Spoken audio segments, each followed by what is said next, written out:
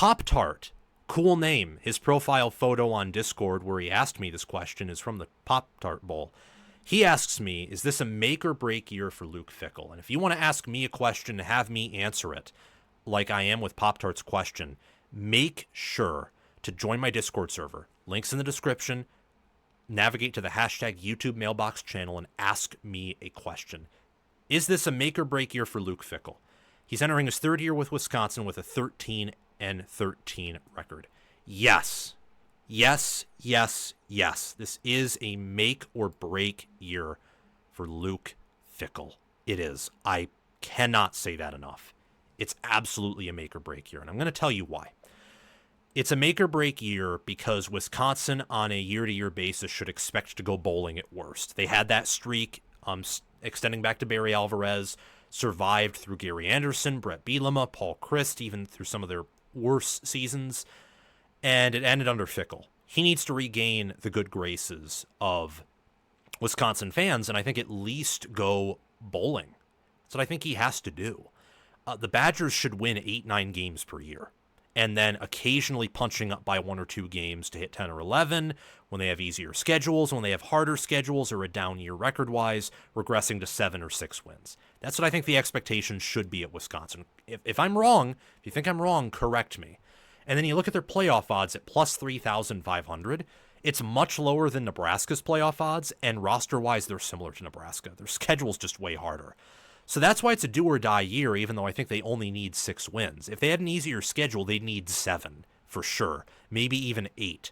But when you play, you get Miami of Ohio at week 1, you get Middle Tennessee State at home week 2, but you play at Alabama week 3. Maryland in week 4 at home is the easiest game you get, and Maryland isn't Purdue bad. From week 5 to week 10, those are the byes that Wisconsin has. Week 6, you play at Michigan. Week 7, you host Iowa. Week 8, you host Ohio State. Week 9, you travel to Oregon. There's some travel mixed into all of this. And then off the bye week 10, host Washington, travel to Indiana, host Illinois, travel to Minnesota. Your second easiest conference game is against who? Like Minnesota, Illinois, or Iowa? Before we resume this segment, please take a few seconds of your time to make sure you have liked the video, subscribe to the channel, hit the notification bell for the channel and for any team podcasts and playlists linked in the description, and also comment your thoughts down below in the comment section and join my Discord server via the description. All of those things I just asked you to do are completely free, and they sign you up for things related to my channel, or they don't sign you up for anything. No cost to you, and all the benefit to you because we release daily college football content here on College Football with Sam. If you want to support the channel monetarily, sign up for a YouTube membership, or check any other links in the description for my merchandise store and Patreon page. Thank you very much, and let's get back to the segment. Teams who've beaten you in recent memory? There's a world where Wisconsin goes 3-9, guys, or even 4-8.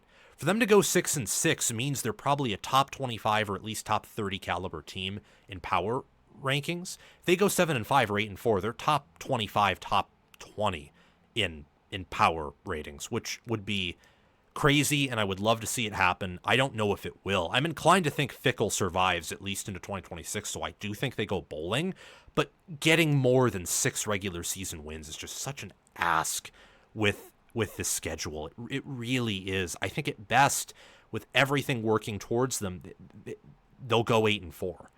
And at the absolute worst, I think they go 3-9. Realistically, I think their options are pretty compressed. I think 5-7, 6-6, or 7-5 are the really realistic outcomes here. And when your Big Ten strength of schedule rank is first looking at the conference games, then you factor in Alabama. My goodness. My goodness. I mean, it's going to be tough. It's a make or break year for Fickell. I'll tell you a reason why it could work. Reason why it could work is they went into the portal and they got Billy Edwards and they got really, I think, big-time defensive linemen compared to recent Wisconsin standards on the D-line. They upgraded D-line in a major way, especially D-end, getting Corey Walker from Western Michigan and Mason Reiger from Louisville. They have Christian Allegro and Tackett Curtis and return other experienced vets at linebacker. Preston Zachman, Austin Brown, Nizier Forqueen, and Ricardo Hallman. That makes up one of the best secondaries in the Big Ten.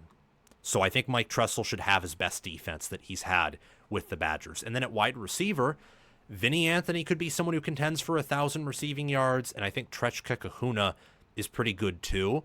And they bring back Riley Malaman and Jake Renfro on the O-line, and I still think Wisconsin has done a decent job recruiting and developing there. Those are some reasons why they could work out and win 6 or 7 games this year, and therefore it's a make-or-break year, and Fickell makes it.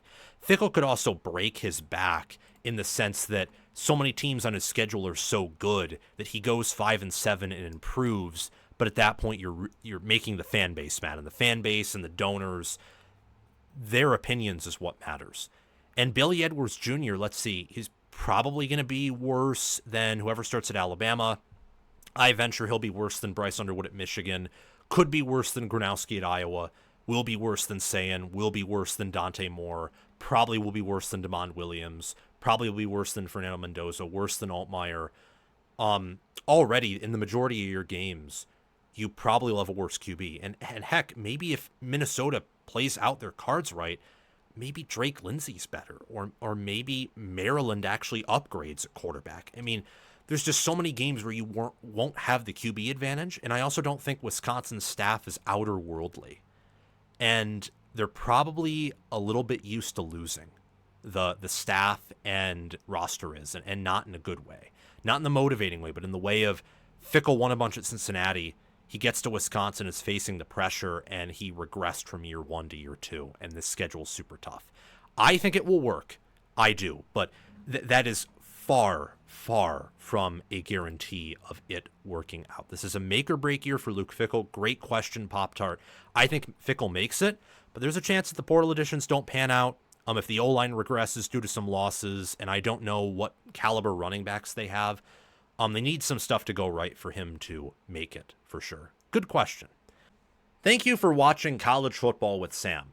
Make sure that you've liked the video, subscribed to the channel, hit the notification bell for the channel and team playlists and podcasts in the description, joined the free Discord server where we talk college football 24/7, and have commented your thoughts down below. Check out the description for any ways you can support the channel monetarily. Everything else I've asked you to do is completely free, and your support means the world to me. We're trying to become the next big thing on college football YouTube. 6-figure subscribers, maybe 1 million one day. I think we can do that. And also check out any videos or playlists, anything in these columns right here, where there will be videos and playlists. Yeah, you get the point. Have a fantastic day, and I will see you in the next one.